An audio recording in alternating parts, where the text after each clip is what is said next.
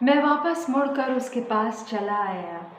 वह खिलौनों की एक दुकान के आगे ठिठक गई थी।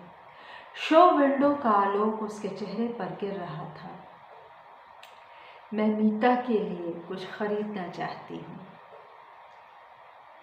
उसने मुस्कुराते हुए मेरी ओर देखा। तुम्हें क्या पसंद है? मैंने भीतर झांका। शो विंडो के पीछे एक छोटा सा सिनेमा स्क्रीन लगा था जिस पर रंग बिरंगे बल्ब चमचमा रहे थे। दोनों तरफ गड्ढे थे, सफेद बल्ब सी रुई में फूले हुए। उनके हाथ, छोटे छोटे हाथ, क्रिसमस के उपहारों से लदे थे। देखिए, आज क्रिसमस है दोस्तों, नमस्कार।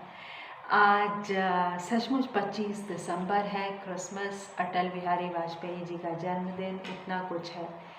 और निर्मल जी की इस किताब को पढ़ते हुए भी अचानक से, मैंने ये प्लान नहीं किया था, हम यहाँ पहुँच गए। तुम्हें ये कैसे लगते हैं? उसने उनकी ओर इशारा किया। मुझे बहुत प्यारे लगते हैं, लेकिन मीता को नहीं। वह पलक उन सफ़ेद रुई के गुड्डों को देखती रही। देखो कैसा अजीब है, जब हम बड़े हो जाते हैं तो हमें बच्चों की वही चीज़ें सबसे ज़्यादा पसंद आती हैं जिन्हें वे बिल्कुल नहीं चाहते। सचमुच अजीब होता है ये पसंद।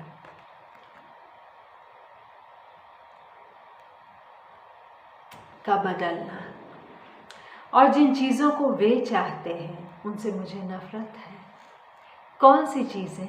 मैंने कौतूहल से उसकी ओर देखा। जैसे बंदूकें। उसने हंसकर मेरी ओर देखा। मैं उन्हें सहन नहीं कर सकती। दुकान बंद थी, इसलिए हम चुपचाप आगे बढ़ गए। सामने नेशनल म्यूजियम की इमारत थी, समूचे स्क्वायर के ऊपर। अंधेरे में एक जगमगाते जहाज की तरह स्थिर और निश्चल। क्रिसमस के दिनों में हर रात उस पर बत्तियां चमकती रहती थीं।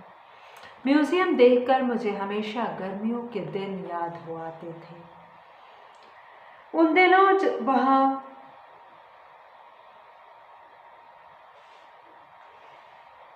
आधी रात तक टूरिस्टों का जमघट लगा रहता था। अब वह निर्जन और उजाड़ था। सिर्फ सीढ़ियाँ या टेरेस के अंधेरे कोनों में इक्के दुक्के साहसी प्रेमियों के जोड़े दिखाई दे जाते थे। होटल के गेट के सामने आकर हम ठहर गए। उसने अपना हाथ कोट की जेब से बाहर निकाल लिया। कुछ देर तक हम चुप खड़े रहे। ऊपरी मंजिल की दीवार पर यूरोपा होटल के हरे अक्षर नियॉन आलोक में जल जाते थे, बुझ जाते थे, फिर जल जाते थे। दोस्तों देखिए, भाषा के कमाल के साथ साथ कथ्य और शिल्प का कमाल। मैंने घड़ी देखी। फ्रांस के आने में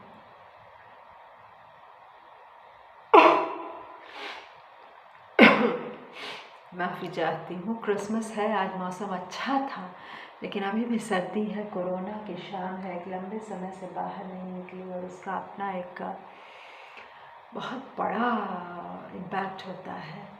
बहरहाल, क्या तुम्हें बहुत जल्दी है? मैंने पूछा। क्यों? हम कोन्याक पी सकते थे। उसने अपनी आंखें ऊपर उठा दी। उनमें अब दिन भर का परिचय था और थोड़ा सा संदेह भी। मीता अकेला होगा, उसने धीरे से कहा। कल तुम खाली होगे? कल? मैंने अंधेरे में देखा। एक क्षण के लिए विश्वास नहीं हो सका कि हम दोनों के बीच पूरी रात पड़ी है, आज के दिन को अलग करती हुई। तुम होटल में ही रहोगी? मैंने उसकी ओर देखा। और कहाँ जाऊंगी? उसने मुस्कुराते हुए कहा, कल हम सारा शहर घूमेंगे। लेकिन मैं कल के बारे में नहीं सोच रहा था। उसका जानना मुझे असंभव सा लग रहा था। मैं एक छोटी सी बात जानता हूँ। वह बहुत गंभीर दिख रही थी।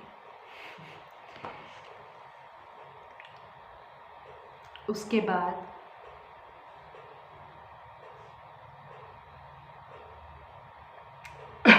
उसने मेरी ओर देखा। उसके बाद हम बुदापेस्ट जाएंगे, वहाँ से तोकाई देते हैं और हंगेरियन पापरिका। मैंने कहा उसके बाद जैसा तुम चाहो।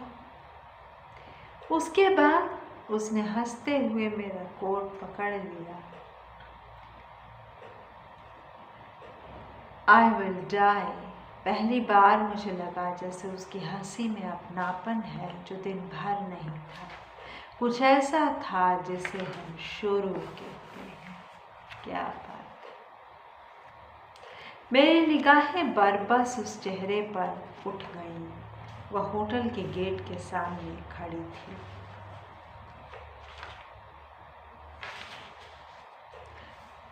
पोर्च के मध्यम आलोक में स्कार्फ में बंधा उसका सिर बार बार हिल जाता था। एक अजीब सी आकांक्षा ने मुझे जकड़ लिया। सिर्फ एक पल के लिए। मैंने उसे पहले नहीं देखा था, उस पगली आकांक्षा को।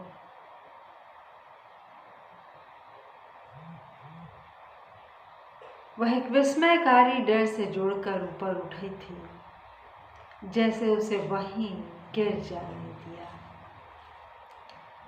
मैंने उसे वहीं गिर जाने दिया, उस आदमी की तरह जो ज़रा सा खटका होते ही चुराई हुई चीज़ को नीचे गिरा देता है, यह दिखाने के लिए नहीं कि वह उसकी है।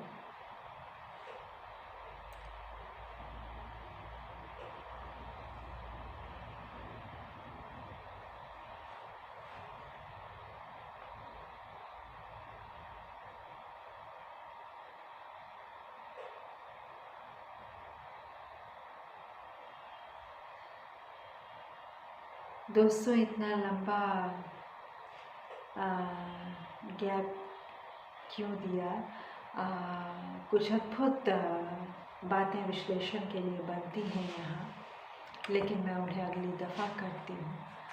सुनने के लिए धन्यवाद। मैं आपको पढ़कर सुना रही हूँ निर्मल जी का उपन्यास वेद, एक समीक्षात्मक पाठ है। आभार आपका दोस्तों।